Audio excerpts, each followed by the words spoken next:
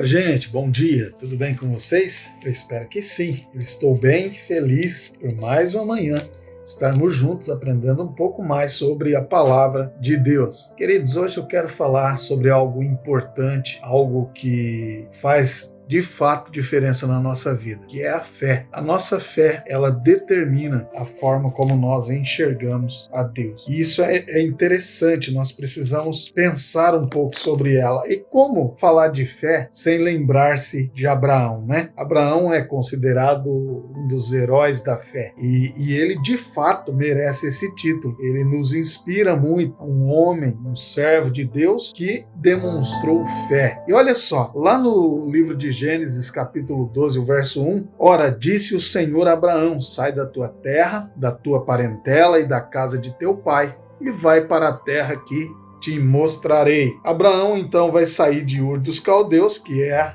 terra dos pais, e é interessante que ele vai seguindo, vai até Harã. Depois de Harã, ele desce ali para o Egito, Zoar e a toda aquela região ali. E é interessante observar que as andanças de Abraão não foram pequenas e nem poucas. Ele peregrinou ali por aproximadamente 2.400 quilômetros, a extensão onde ele ficou andando, né?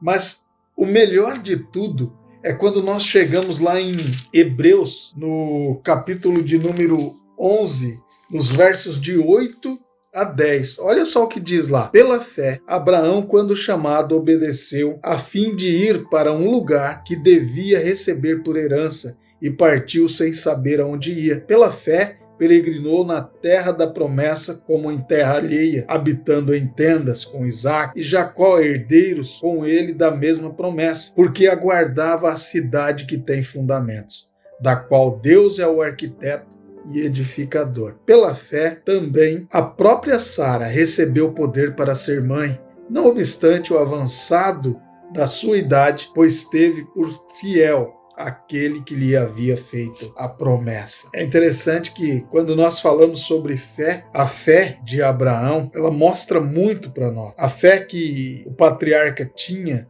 a respeito de uma pátria, ela foi demonstrada quando ele obedeceu a voz de Deus e deixou Ur para uma herança ainda no futuro, sem saber aonde ia. Está lá no verso 8, né, de Hebreus. Segundo, a fé de Abraão foi demonstrada quando ele habitou na terra prometida como estrangeiro. Terceiro, a fé de Abraão foi demonstrada quando ele olhou para além de Canaã, para uma pátria celestial, uma cidade que o próprio Deus preparou e edificou. Então, de fato, Abraão tem uma fé que nos inspira a imitar, não é mesmo? E aí eu estava dando uma olhada aqui no capítulo 11 de Hebreus e tem lá uma forma de observarmos como a fé age nas nossas vidas. E aqui vale a pena eu e você parar para analisarmos como anda a nossa fé.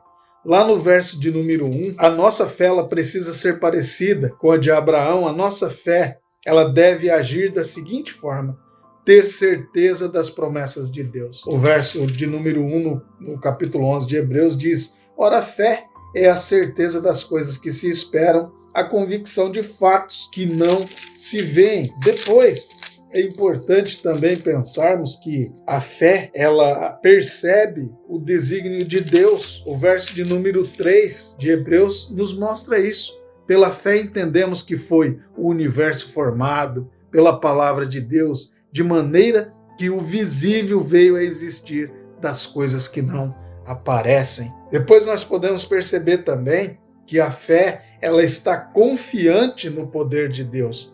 No mesmo verso de número 1 do capítulo 11 de Hebreus, devemos observar também que a fé considera Cristo sobre tudo. Olha o verso de número 26 do capítulo 11. Porquanto considerou o opróbrio de Cristo por maiores riquezas do que os tesouros do Egito, porque contemplava o galardão.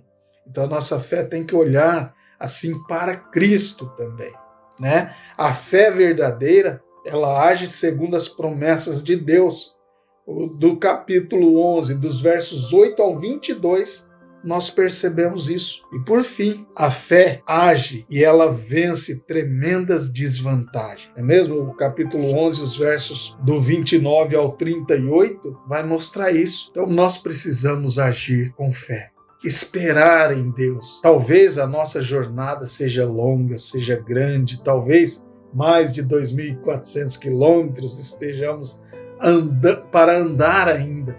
Mas a nossa esperança, assim como de Abraão, precisa estar na cidade que tem fundamento, da qual Deus é o arquiteto e edificador. E nós estaremos lá, na cidade que desce do céu adornada, na cidade onde não precisa ter energia elétrica, porque a própria luz de Deus brilha e sustenta a claridade. O lugar onde não haverá choro, onde não haverá tristeza, porque o próprio Deus enxugará dos nossos rostos toda lágrima. Bom dia, que Deus te abençoe e te guarde. Espero você em nossa próxima devocional, se assim o Senhor Jesus nos permitir. Um abraço e até lá.